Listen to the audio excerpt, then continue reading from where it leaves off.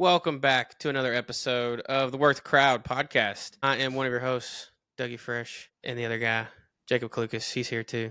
He's actually going to do most of the talking. I'm just here hanging out. We missed last week, so we got a lot to talk about. I think we're just going to jump right into it. Let's bring up old Teddy Bridgewater. What the hell, buddy? Yeah. So Teddy Bridgewater, former Louisville quarterback, former NFL quarterback, who's been I think it was only last year. Last year was his first year. Was the head coach of Miami Northwestern High School, which is his old high school. And last week, I think it was officially, he was suspended by the Florida High School Athletic Association due to what they described as impermissible benefits to his players. And when I read off these things, you're going to want to maybe more so praise Teddy than you are, want to criticize him. Again, I understand rules are rules. I get it. But at the same time, we're doing something to benefit kids. This should be what we push for, not push against. Teddy was suspended from Miami Northwestern for providing impermissible benefits to his players, which included Uber rides to and from practices and games, physical therapy sessions, pregame meals, recovery help, field paint, and then they just said more. There was more to it, but that was the main part. So basically, Teddy was paying out of pocket for his field to even be painted, which that should be a school thing. It should not have to come out of Teddy's pocket. So that's already a red flag on the school to begin with. And then, again, we're helping out kids. So, some of these kids don't, because, parents have to, work potentially 2-3 jobs, don't have rides to and from, don't have vehicles, have to figure out how to get to and from places. And if you want to make sure that they can get to and from places so they can better themselves, yeah, why wouldn't I pay for that child to be able to make it to and from practice when he really wants to be here? Same with pregame meals. I played high school sports. You played high school sports. I can't speak on everybody, but there were a couple games that we got pregame meals. So, again, Uber rides, physical therapy, making sure kids are healthy and okay. Same with recovery. I don't understand. Again, I get it. Rules are rules. Not everybody is as wealthy, rich, whatever you want to call it, as Teddy Bridgewater is to be able to do these things, but that shouldn't be held against him. If he's willing to come out of his own pocket, not ask the school to help, and do everything on his own, he should be allowed to. Again, especially when it's for the betterment of the kids. Yeah, agreed. And yes, rules are rules, but maybe Teddy should be a little more careful how he goes about it. There's always loopholes to do this stuff, so maybe he should go about it a different way instead of just blatantly paying for everything like he was. So, but again, Bridgewater's defense on here is he said, so he went to the board and said, I did do all this once it came out, basically. Right. And then he claimed in his defense, he claimed that he personally paid for these things as a way to support his players and ensure they had access to resources that other schools might provide through boosters and sponsorships. Right. Yeah, so other schools that they're playing against have the same thing. It's just the coach is not paying for it. So, like I said, there's ways to get around it. Is that a cup from a restaurant? It's just a Coca-Cola cup, buddy. Man, you stole that from somewhere. You know what? You're suspended. You know what? Just let me enjoy my sweet tea, okay? Anyways, I think you stole it from a pizza place. That's what that looks like. You stole that. It does look like a cup from a pizza place. A pizza restaurant. Wow. Okay. So the school does face potential fines and playoff bans due to this situation, potentially.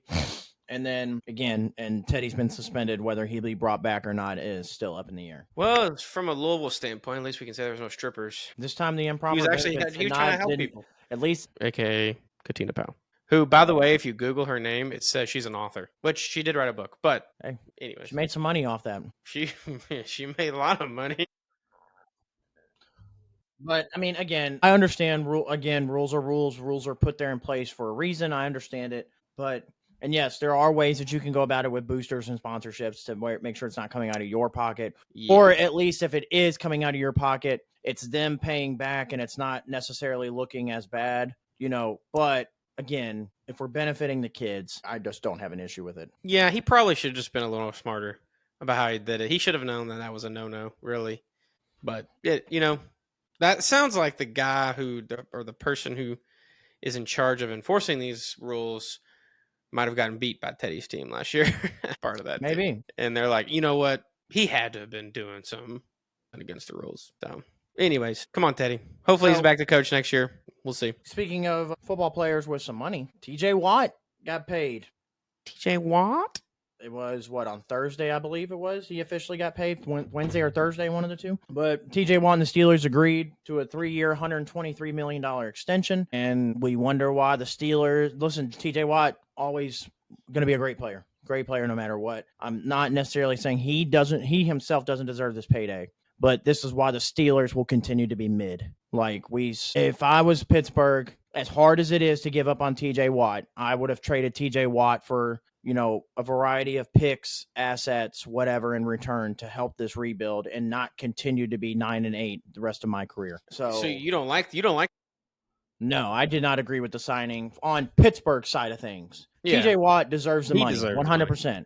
I'm not arguing about him getting the money. He deserves the money. But if you're Pittsburgh, you're in a situation where Aaron Rodgers is only playing one more year. All right. You go 9-8 again. You're not in position to draft one of the high quarterbacks. So you're going to have to trade. So why would you have not taken an opportunity to trade TJ Watt now and get back from another team, maybe somebody that could be worse than you, get back a pick from them to either help make that trade a little bit easier or maybe be in position with that pick to be in a spot to take a quarterback. Also, guys like Nick Wright and Colin Cowherd have all said this. When you have a specialist as a head coach, so like when you have an offensive, like Sean McVay as an offensive guru, outside of like the quarterback spot, because you have to have a quarterback, you can do less on offense with Sean McVay, like less talent, because he can make what he has works. Mike Tomlin is a defensive guy, has always been able to have a top defense. You should be able to do more with less with Mike Tomlin as your defensive guy. So if you're telling me you can't trade TJ Watt because he makes your defense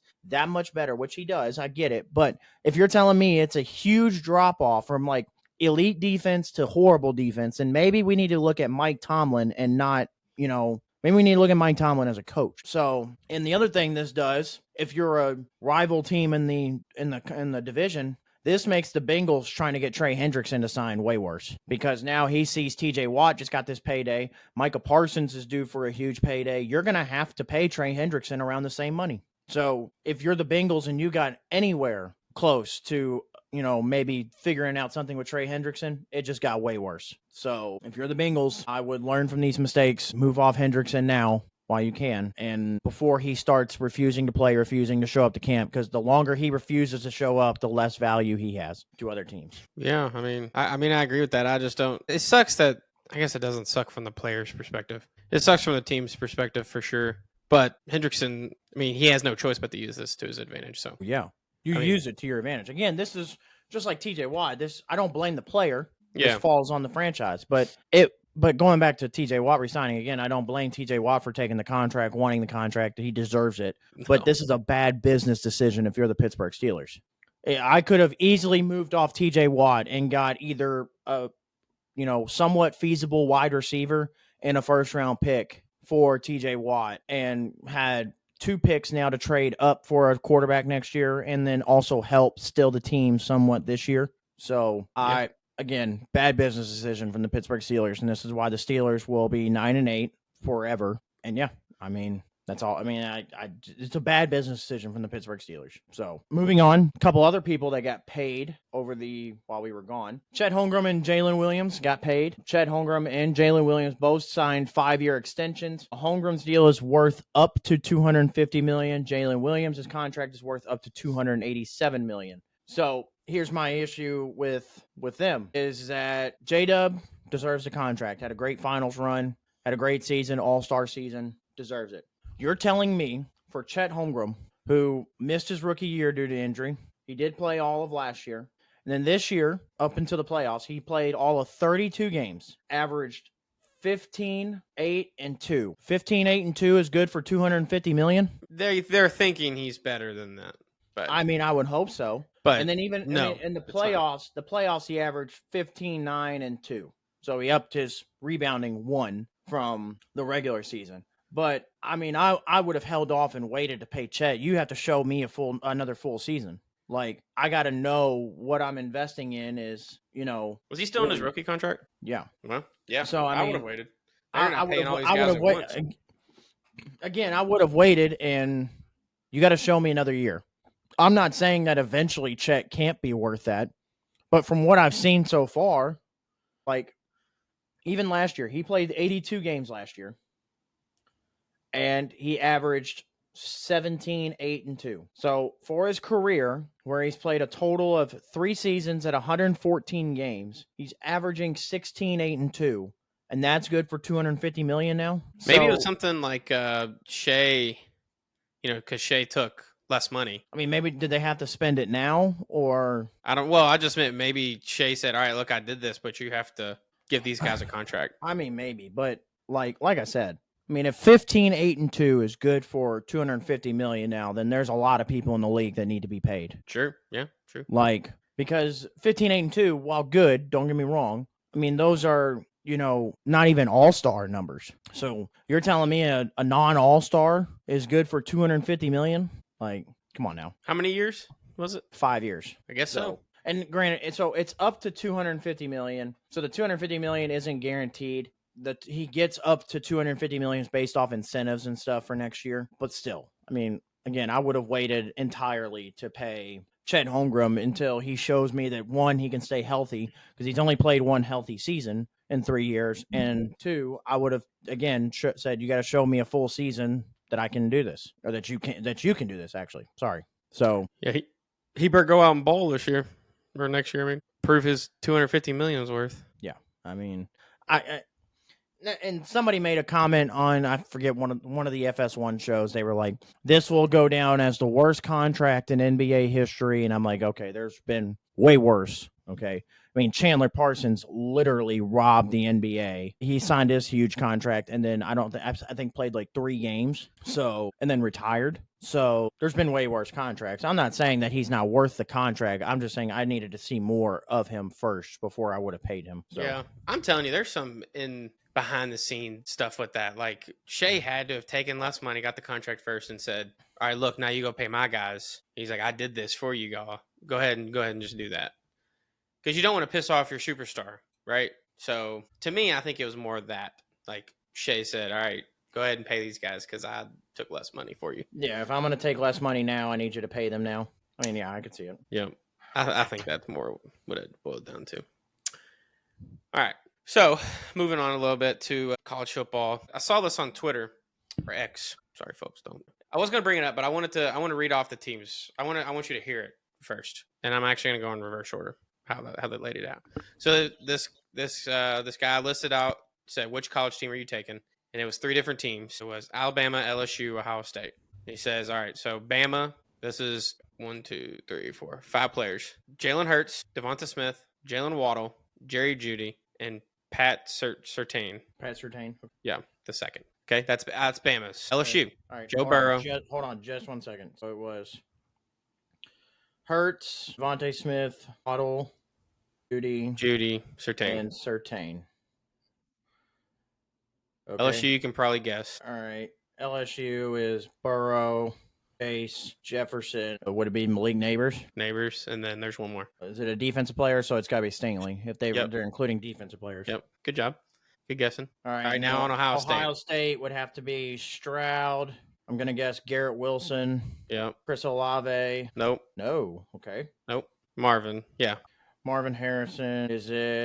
Are they putting Jeremiah on here already? Okay. So then is this one JSN? Yep. And then right. JSN guy. And then Bosa? Denzel Ward. Ward? Okay. Yeah, that makes sense if we're doing all corners. All right. Which one are you taking? Now, see, to me, I think Alabama's automatically out, in my opinion. It's interesting. So here's how I would break it down. So if I go best quarterback on the list, it's Burrow. Burrow. Sure. Okay. The next up would be the best set of wide receivers. I still go LSU. It would go LSU, with Ohio State being very close right behind them. And then the best defensive player on this list is Pat Surtain. So, but Derek Stingley is still really good. No, I think the offensive powerhouse of LSU. I think I would have to go LSU because without being biased, I would have to go LSU just because quarterback's better. The all-around wide receiver room is just So the difference in LSU, let me just quickly do this real quick. The difference between LSU and Ohio State, as far as when you debate wide receiver for college, is And why I will always say Ohio State non-biased is wide receiver U is because LSU is very top heavy when it comes to wide receiver U. So they have a lot of very, very good wide receivers, but Ohio State puts out more good receivers. More volume. So yeah, it's more quantity, and LSU has better quality. So it just depends on what you would want more out of that. But I would take more good wide receivers than just 4 really good wide receivers, and that's it. But anyways, yeah, I'd probably have to go LSU. Again, better quarterback, better wide receiver room. And again, Derek Stingley, probably, if I rank the 3 corners, Stingley second right behind Pat Surtain. So yeah, I'd probably go Burrow. Now, if Marvin Harrison had the rookie year we would have expected him to have last year, this would make me think a little bit more, just because Garrett Wilson has done 1,000 yards every year without any kind of competent quarterback play. JSN really started to come into his own last year. Finally, he's finally healthy. Denzel Ward's always been a lockup at corner, but yeah, it's hard to turn down Burrow, Chase, Jefferson, Neighbors, Stingley. Dude. Could you imagine have all 3 of those receivers out? And you could literally close your eyes and throw it up. Which Burrow is basically even with just 2 of them. That's basically what Joe Burrow did his 2021 year, and that's just with 2 of those guys. Yeah, sure. Because 2 of those guys are now the 2 best wide receivers in the NFL. Yeah, and so the reason I did this because it had Ohio State on there, and I would have picked LSU myself. So I wanted to see if you would actually pick. You thought you were going to bait me into taking. I did. State. I wanted you to pick Ohio State. Yeah, I want to, obviously, but Burrow is just so much better of a quarterback to not take it. Yeah. Yep. So yeah, for sure. I'd go the LSU team. All right, sweet. Okay, so moving on from this. So just today, Sunday, July 20th, ended Open Championship it was in Ireland. Royal Port Rush was the golf club it was at. It was there at 19. They came back this year. No one stood a chance. They really didn't. Scotty after Scheffler, the first day, they didn't. They had a chance on Thursday, and then after that, everybody had a chance on Thursday. But in reality, Friday, Saturday, Sunday, Scotty Scheffler dominated that whole tournament. It really wasn't, and I give some credit to like Harris English, who made a pretty good charge at the end today. But Scotty was up by so many strokes that it just didn't matter. He double bogeyed a hole and still won by 4 or 5 strokes. And he officially won today by 4 strokes. Yeah. So at one point he was up by 7 strokes. So the man could double bogey in a final major championship and it not affect him and still be fine.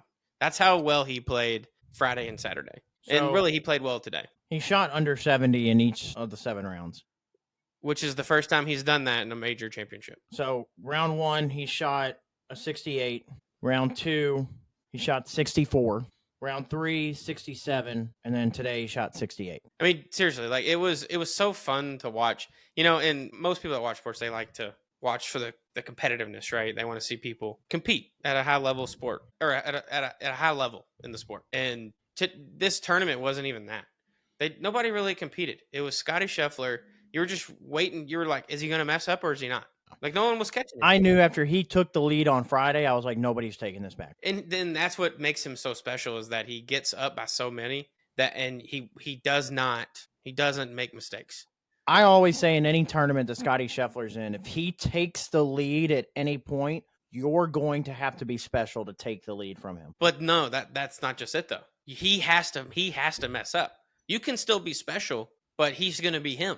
So you have to hope that he still messes up. Somebody would have to shoot 8 under today to even get close to him. Yeah. So put in perspective, so that double bogey he had was on the 8th hole. So put in perspective, he double bogeyed the 8th hole and still shot 2 under par on the front 9. Right. He came back with a birdie, I believe, after that. On the front 9, he went birdie, par, birdie, birdie, par, double bogey, birdie. And then the back 9, he parred everything except for 12, and he birdied. Everything else he parred. Yeah, and really though, there could have been multiple birdies there. He had a ton of birdie putts, but what made it special today though is that he had a ton of par saves. He had 3 or 4 par saves that could have been really bad, and he got himself out of trouble. He was worthy of a championship for that reason alone, I think, because people did play well today. There was people that did try to make a push. He did so well at navigating the course, and the announcer said it the whole the whole day. They're like he hits the shot that's required every single time,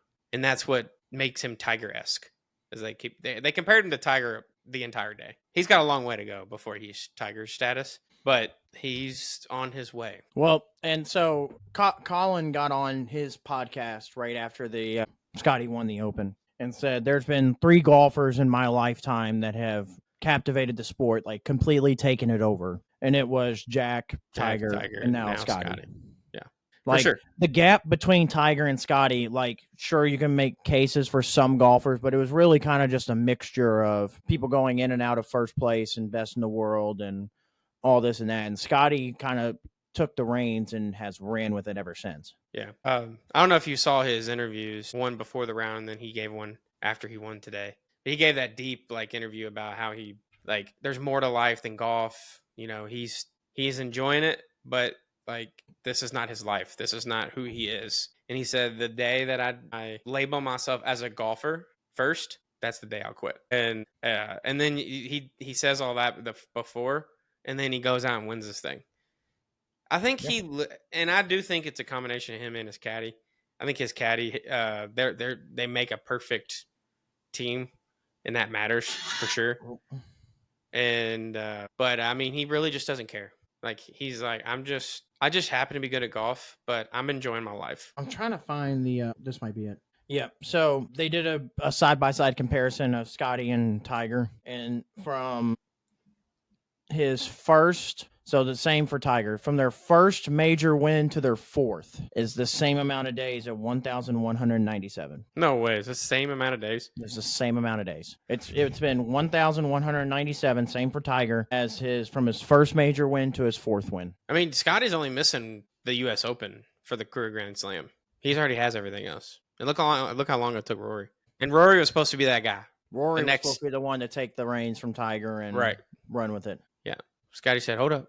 Wait a minute. Scotty said, hold my beer. And the thing is, when Scotty first entered the PGA Tour, Scotty was not I don't want to say not good, obviously, but he wasn't like this. No, he did not start winning until he got his caddy. Because the caddy he has now caddied for Bubba Watson. Yeah.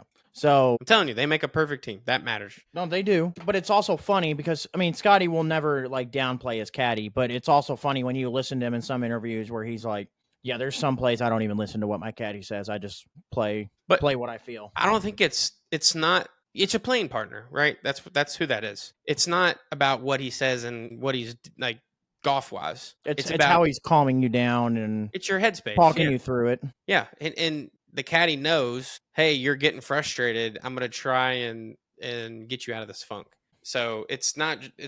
These guys know how to play golf. They really don't need caddies. Basically, your caddy's there to keep your head in place, and then for the occasional green. Or hey, I don't like this club choice. Or if you're hey, I'm 165 out, give me an 8-iron, and he's like, dude, you've been fucking crushing the ball all day. Take a 9 instead. Right. That's the job of a professional caddy like that for sure. Now there are caddies that read greens. Some players are not as good as others, but yeah, Scotty does it. Not everybody's Scotty Scheffler. Yeah. No. So shout out to Scotty on winning another tournament. You can't help but like the guy. I mean, he's your picture perfect role model. The Nikola Jokic of golf. Yeah. And that interview perfectly I feel like if that was Nikola Jokic, I could hear him go, I am not a basketball player in the day. I could literally hear him saying the exact same thing. The day I label myself as a basketball player first is the day I'm done. Yeah. So, I'm excited to see how the rest of the year goes, the Ryder Cups this year. So that is going to be a fun tournament. It's in New York. So U.S. needs to win this one. They're tired of losing. They did go out and Keegan Bradley is the captain this year. He did go out and say that Bryson will be on the team. He already said that. Bryson had a tough tournament in the Open, but he had a pretty good comeback. He shot a 75 his first day. And could you imagine a potential in a Ryder Cup? He finished in the top 10.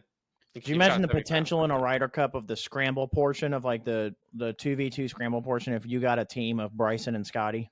You get Bryson's range on a drive and then Scotty's, everything in between. Scotty is not that far behind Bryson. No, he's not, but I'm just saying some tees, Bryson may be able to get you just a little bit farther, and just imagine just mixing that with Scotty's short game, and it could be a perfect match. There's a lot of good guys though. Oh, for sure. Xander played well, and he's finally playing better. He struggled at the beginning of this year, so he finally played in good tournament. Good I 4 forget days. who did Scotty team with last year in this scrim. Well, won the Ryder Cup. The Ryder Cup's not. It's like every 2 years. I don't know. Anyway, yeah. Oh, shout out to Scotty. Another major win. Another dominant performance from him. So moving on, ESPN put out. Hello, is it going to load? There we go. All right, ESPN put out. This was from executive coaches and scouts. They put out their NFL top 10 quarterback rankings. Now, Doug, I don't know. Have you actually seen this yet? I haven't read this.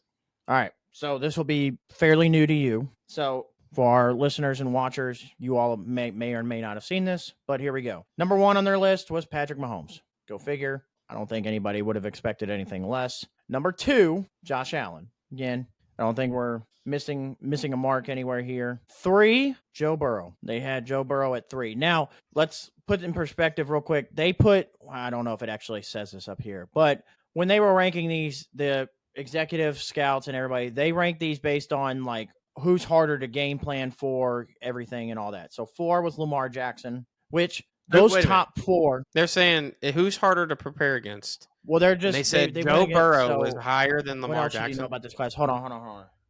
So the group is more exclusive this time around for those 12. Since maybe I thought it said it somewhere up here. Voters gave us the best 10 players at the position and compiled the rest of the results. I don't remember. Yeah, it was something like that. Anyway, so yeah, the top 4 that they have on here, we can argue about the rankings. Those are by far the top 4 quarterbacks in the league. We can argue about the ranking later, which we will. I will here in a second. But so 5, Jaden Daniels of the Commanders. Damn. Again, I don't know if you kind of saw it up there when we were scrolling up. They said the people that made this list were not concerned about him taking a dip in numbers or anything. They think he's going to be, the same. So 6, Matthew Stafford. 7, Justin Herbert. 8, Jared Goff. And then this is where everybody had issues with the list. 9, Jalen Hurts. And then 10 was Baker Mayfield. So they only did the top 10. But this is where everybody had issues with the list, was number 9, Jalen Hurts. And a lot of people had a lot of different opinions. So a lot of people were on the Jalen Hurts should be undoubtedly number 5. I don't think he should be undoubtedly. Based on he won a Super Bowl? Yeah, so I think we have a lot of recency bias with. I'm not saying that Jalen Hurts is good, but also, and they won the Super Bowl. But Jalen Hurts, albeit yes, he won the Super Bowl MVP, did not put up some great numbers in the Super Bowl. All right, so and also I'm gonna go to this: is he a top 10 quarterback? Yeah. But also, I also want to point out, and I say we because I've done it. A lot of analysts have done it. We slander Brock Purdy because we say he has a super team around him. What's the difference with what Jalen Hurts has? I mean, Jalen Hurts has A.J. Brown, Devontae Smith, Saquon Barkley, the best offensive line in football, the best defensive line in football, and a very good defense at that. So what's the difference? Jalen Hurts is obviously better, but why do we slander one quarterback for having such a stacked team and saying he's not as good because his team is stacked, but we don't slander the other? So Jalen Hurts is good, but I've seen Jalen Hurts when some of these guys don't play, and it's not necessarily the greatest product. I've also seen Jalen Hurts put up great numbers when all these guys are healthy. So it's not and I'm not knocking him for having a great team. That's not on him, but I think we need to pump the brakes a little bit when we're talking about top quarterbacks in the league, because when we're talking about top quarterbacks in the league, you got to put a lot of things into perspective, and a lot of those things also have to do with talent. And as far as talent goes, Jalen Hurts is not one of the more talented quarterbacks in the league. All right. And I made a point on Twitter. Somebody didn't agree with me, but I can argue there are 10 to 15 quarterbacks in the league that I could have put on the Eagles team last year and they still would have won the Super Bowl. So really? Maybe. Yeah. And again, 15 might be pushing it, but there's at least 10, I would say. So we did all this, and so now we're going to go to my ranking. Now, obviously, I have a ranking of a top 32 starting quarterbacks that I keep up to date with everything, but I only did the 10 because they did the 10. So I have Patrick Mahomes, number 1, I think. But I also think the gap between Mahomes and number 2, Lamar Jackson, is a lot closer than people are really wanting to talk about. We're holding on to the Mahomes Super Bowls, and as we should, and Lamar hasn't been there just yet, so I get it. But I do think the gap is, especially from a talent standpoint, is a lot smaller than people want to give credit for. So now, and you're going to go through your whole rankings. I obviously didn't do it. I hadn't seen this, and I'm biased because I grew up with Lamar Jackson. But Right. if I'm any team, I do not want to see Lamar Jackson on the other side of that. No. And and obviously you don't want to see Patrick Mahomes. He's the Brady. But really, you don't want to see any of these top 4 quarterbacks. Hold on. So what I'm getting at is that really I still think Josh Allen, you're right. You don't want to see any of these guys, but the type of quarterback that Lamar is and Josh Allen kind of is the same. Now, he's not quite elusive. And they're matchup nightmares. It's horrible. Like, that's what, obviously you have to put Mahomes first, partly because of, like you just said, because of what he's done. But he is a Brady-esque. I will tear your defense apart with play calling and matchup nightmares. I can make that happen. But like you said, the talent between 1 and 2 is.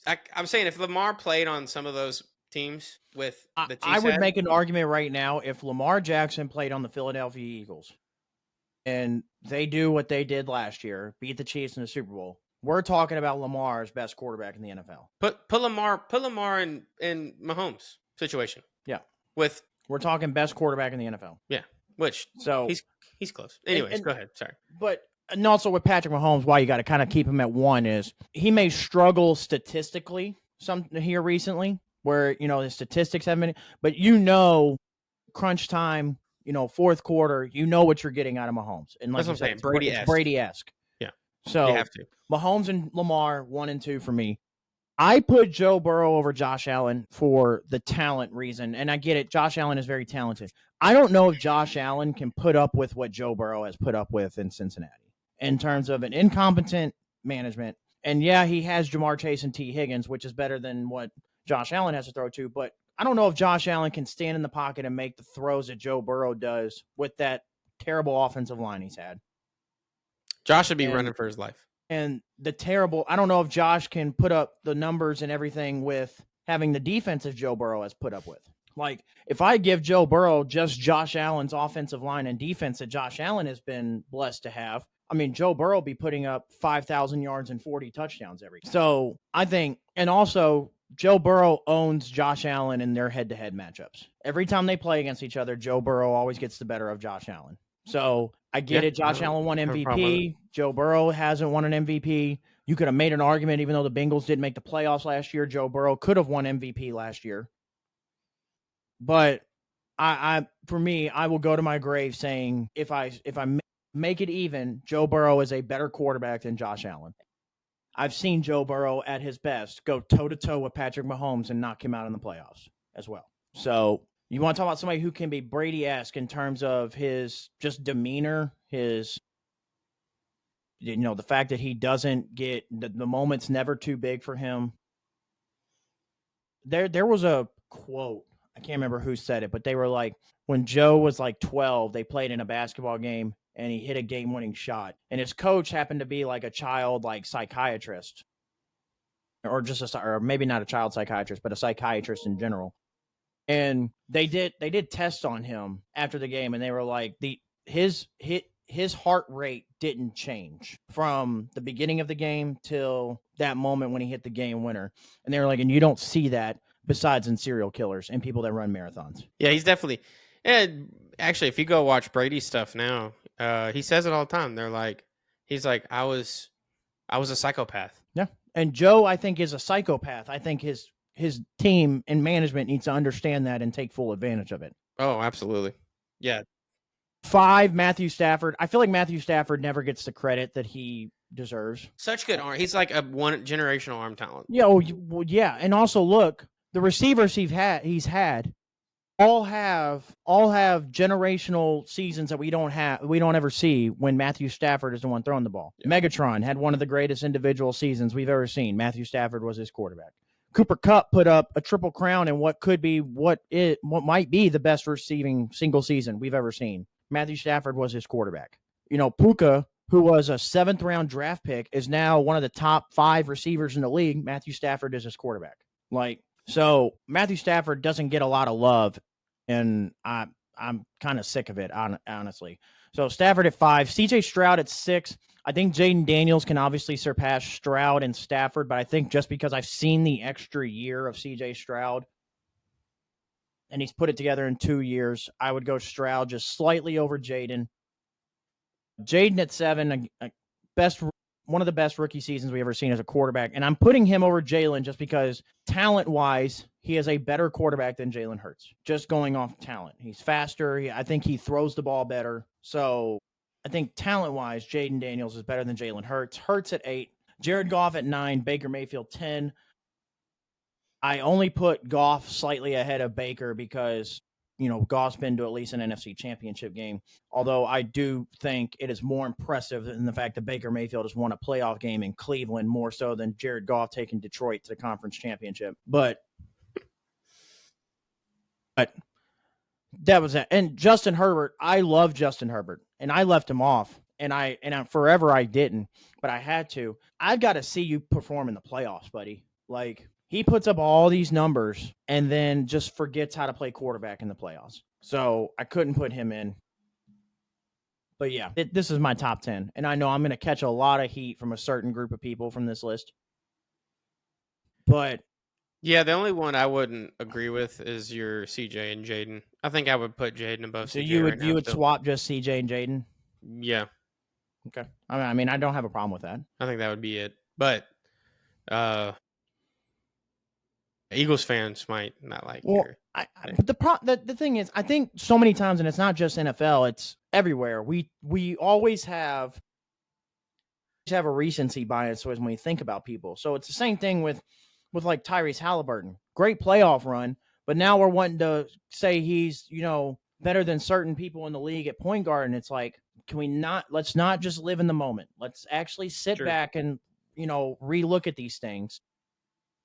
They're very good. And it's, again, the NFL is so talented when it comes to the quarterback position. To say you're 8th in that list is not a knock. There are so many talented quarterbacks that it's not a knock on you. It's just really more so not fair to you because of the amount of talent there is at that position and that's still coming in. So yeah, Jalen Hurts 8, I feel like is a fair rating. Now, if you want to tell me he should go, if you want to say maybe we look at Jaden Daniels a little too high off of 1 year, okay. I can see an argument where you go put Jalen above Jaden, and then, if you want to put him above CJ, sure.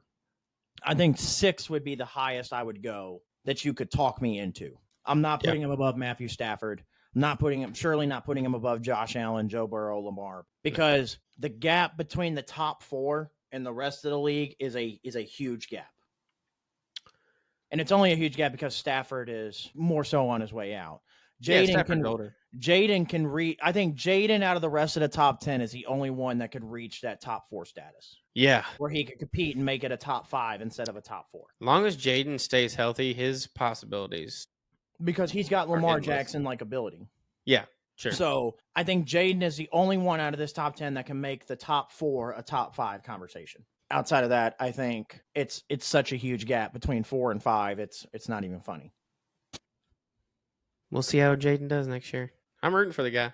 I like him. So, all right, last thing we're going to close out on, and it's something that I've seen going around this week, and it's been a rumor of, is Nick Saban going to return to coaching? It kind of got brought up during SEC Media Day. A lot of people were asking, like, Kirby Smart what he thinks. Kirby obviously said he doesn't think he is, but it was rumored by a very good source that Nick Saban is looking to return to coaching. So now, media runs wild with this. If he does return to coaching, where is it? And I'm here to tell you, if he goes back to coaching, I don't think it's back to college. You think he goes pro? Yeah. I think he got out of the game because here's the thing. I think Saban got out of the game, and I don't want to say he ran because, and this the way Colin Cowherd described it, he said he ran. I won't say Saban ran. But the way Colin described it is he said he saw Texas coming to the SEC, Alabama, Georgia, all of them don't have Texas money.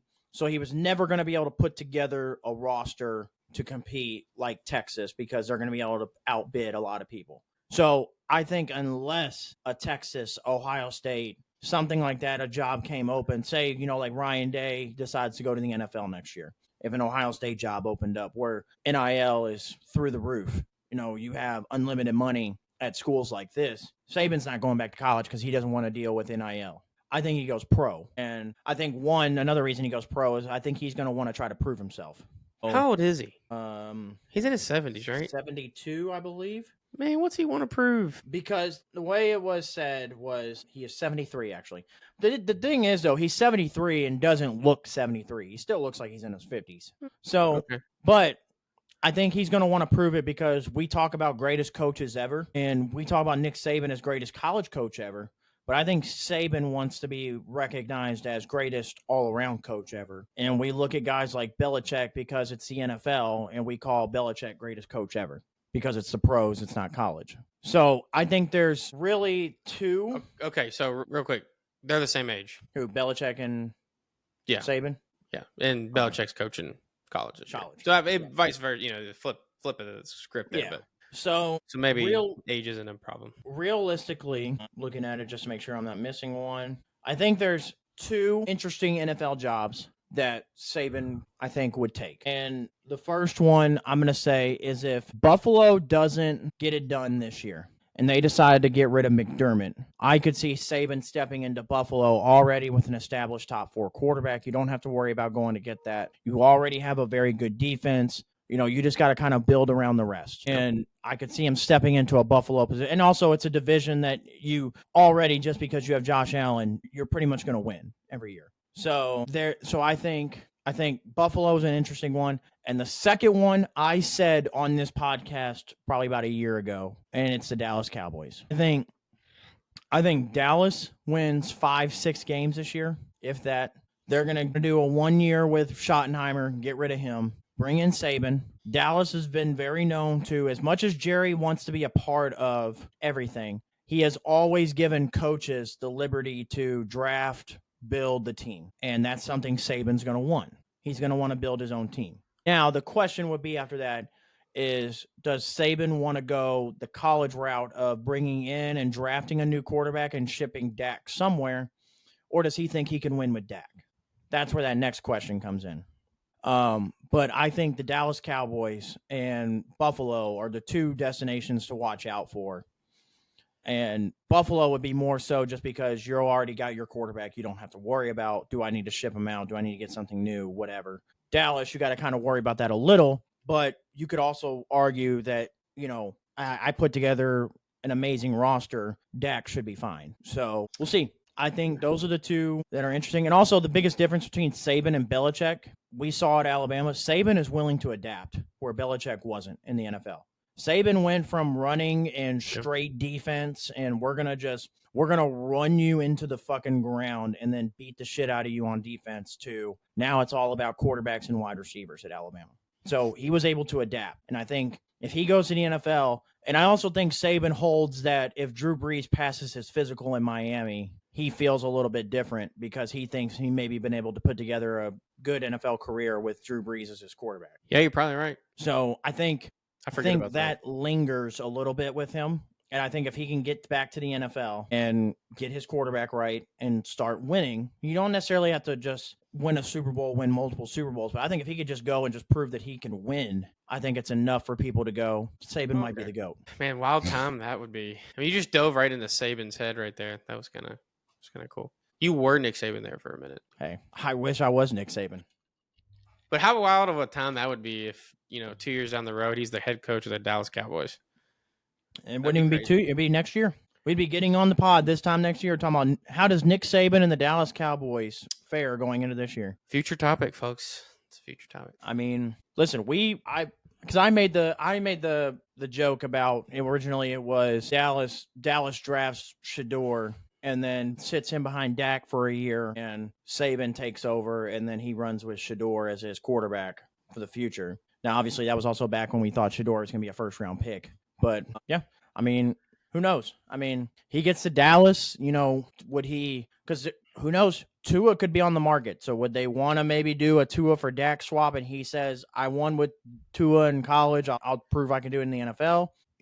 I wouldn't. But Tua Tua don't even know his name. But if you get Dallas to only win 5 or 6 games, they're in position to draft a quarterback next year where he could pretty much walk in if he wants to and handpick his quarterback straight out of college. Arch Manning? And I think I know the Mannings want Arch to play 2 years in college to finish out to his senior year. But I think if the Dallas Cowboys are in position to where they could draft Arch Manning and the Mannings and Saban are really close, and there's a potential that they could have Arch go to the NFL, play for the Cowboys of all team, to be the Cowboys savior and play for Saban, I think that'd be kind of hard for them to pass on. I mean, it's a perfect story. That'd be awesome. I'd actually probably watch Cowboys. So we'll see. I think it is I think if Saban returns, it will be to the NFL. All right. You heard it here first. All right. Well, that wraps it up for this episode. Thank you for listening/watching if you're decided to watch on YouTube. Please go to the socials, like, comment, subscribe, and we'll see you guys in the next one. Peace.